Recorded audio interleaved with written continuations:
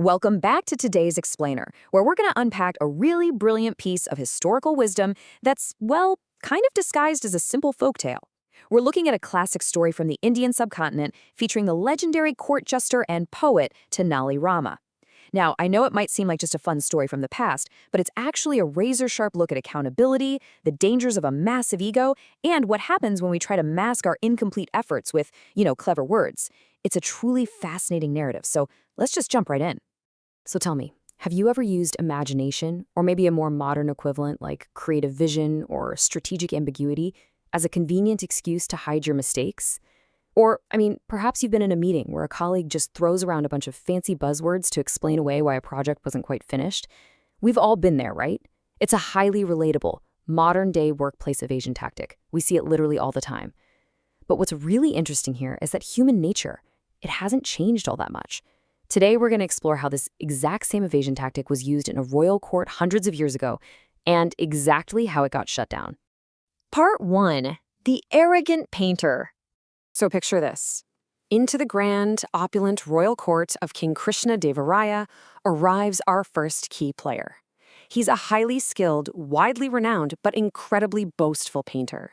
He marches right up to the king and boldly declares, "My paintings are so lifelike that people cannot distinguish between reality and the picture." Talk about ego, right?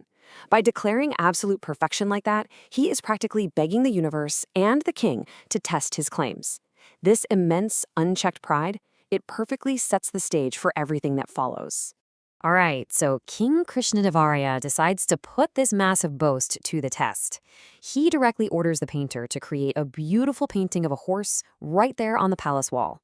Now, this is a royal commission. The stakes are massive, and the expectations are absolutely sky high. So some time passes, the painter returns, and he delivers his work.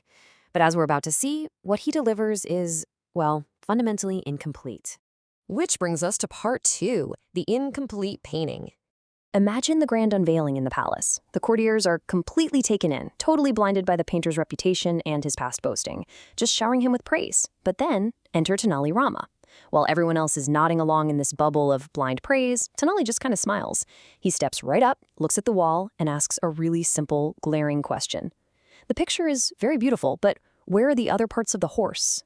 It's a brilliant move, honestly. He completely pierces the room's collective delusion with just one undeniable factual observation. Naturally, the painter scrambles to respond and invents what we'll call the imagination excuse. He boldly claims that the missing parts of the horse aren't actually missing at all. No, they're simply outside the picture. He tells the court that an enlightened viewer has to use their own imagination to complete the image in their mind. Wow, it is a stunning pivot. He's using this clever, conceptual, buzzword-like excuse just to mask his own laziness and failure to finish the job. And the crazy part? It shockingly works. Even the king, maybe not wanting to seem uncultured or unimaginative in front of everybody, actually accepts this ridiculous explanation.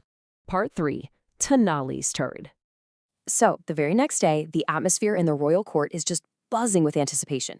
Tenali Rama arrives, he grabs the mysterious cloth covering his own canvas and with this dramatic, theatrical flourish, pulls it away to reveal absolutely nothing, except a single, bare tree trunk. Just a stump.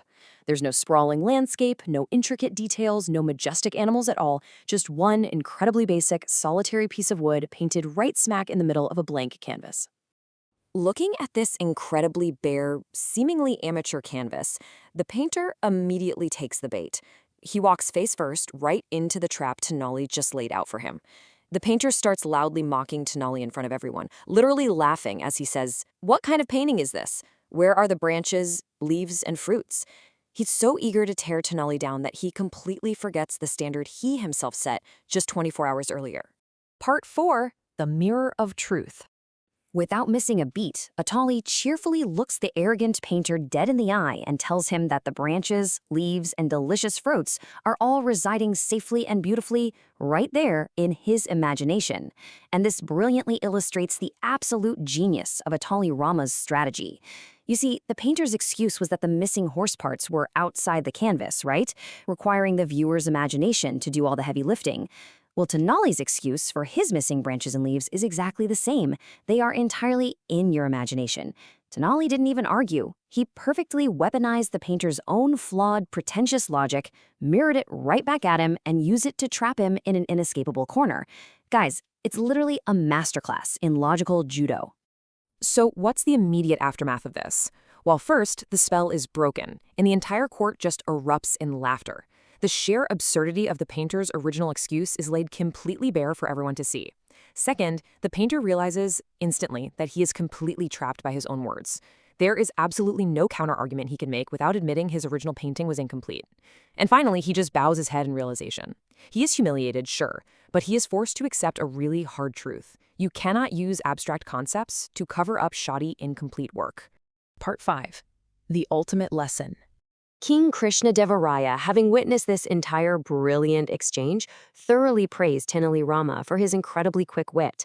But more importantly, he used this moment to firmly advise the painter, imparting a crucial point that we should all take away here. True talent speaks through its work, not excuses.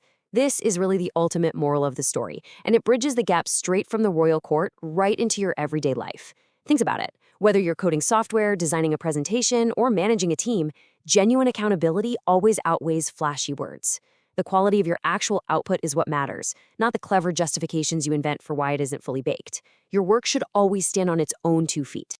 So let's wrap up with this final provocative thought. Next time you make a mistake or fall just a bit short on a project, will you put in the effort to ensure your work speaks for itself? Or will you find yourself reaching for some modern version of imagination to fill in the gaps? Take a second to really think about that. It's a powerful reminder to stay grounded, stay accountable, and let your actual results do the talking. I hope this brilliantly illustrates why these old tales still hold so much value for us today. Thanks for diving into this explainer with me, and hey, keep learning.